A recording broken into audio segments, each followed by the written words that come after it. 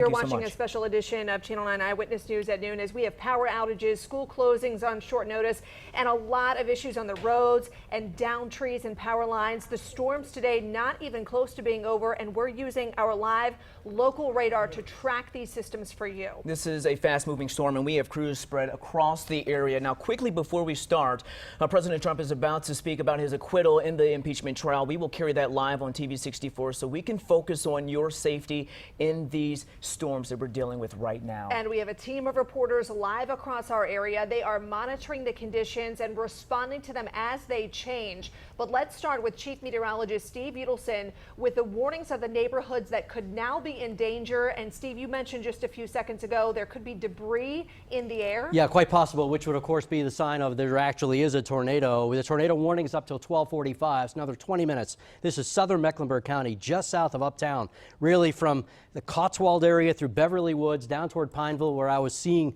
some pretty serious signs of rotation. It includes the Sardis area, Matthews, on toward Mint Hill, extreme northwestern portions of Union County like Fairview, Hemby Bridge, Weddington, and on toward Indian Trail. This is an area that we're most concerned about right now, where there is the risk of a quick spin-up tornado. At the very least, a damaging wind threat is going to be there. We're talking about wind speeds in excess of 60 miles per hour.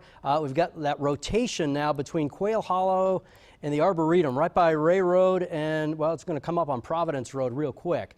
So again, what we're seeing are these shades of green next to red. I'm going to give you an idea on wind speeds that we're talking about here. And this is sitting at about 600 feet above the ground. So pretty true to what's happening down on the ground. You're seeing winds in excess of 50 miles per hour, and that's going to slide northeast. The other area of concern, as the radar updates, just moved through Chantilly, Plaza Midwood, just into Noda now, and it's going to head up toward, well, it looks like just past to the north and east of, just to the east of University City.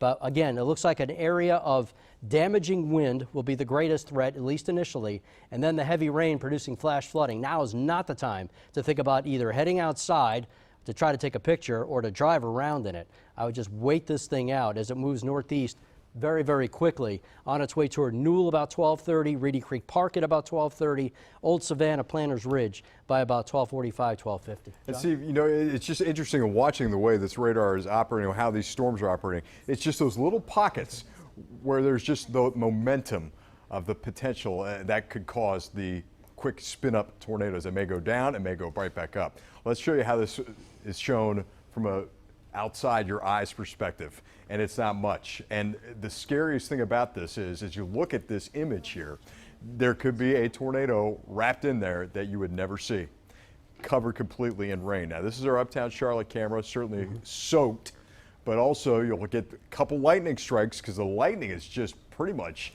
exploded in the past 20 minutes or so as we've been tracking this. Put our wiper in there to try to give you a little better view of this, but we're now cruising through the east side of Charlotte, which is now where the greatest risk is because this storm's moving so fast back in through Uptown. You notice the speed of this guy. Steve was talking about this over in Quail Hollow about 5 minutes ago. Quail Hollow is almost finished, right, Steve? Now we're looking at University. Yeah, University, Hidden Valley, John, just east of Uptown, and then on the south side of town, from South Park to Pineville, on its way to Matthews. Still looking at what looks to be a little bit of rotation just to the west of Sardis, Carmel Park, on top of Old Georgetown, now moving into the Arboretum area. Let's get an idea as to what we're looking at here. Yeah, I mean, this is holding together remarkably well, literally along Highway 51, just to the east of Providence Road. So that's just east of the Arboretum, Settlers Landing area. It's going to move toward John Street and Monroe Road near Matthews in about 10 minutes. Damani and Allison.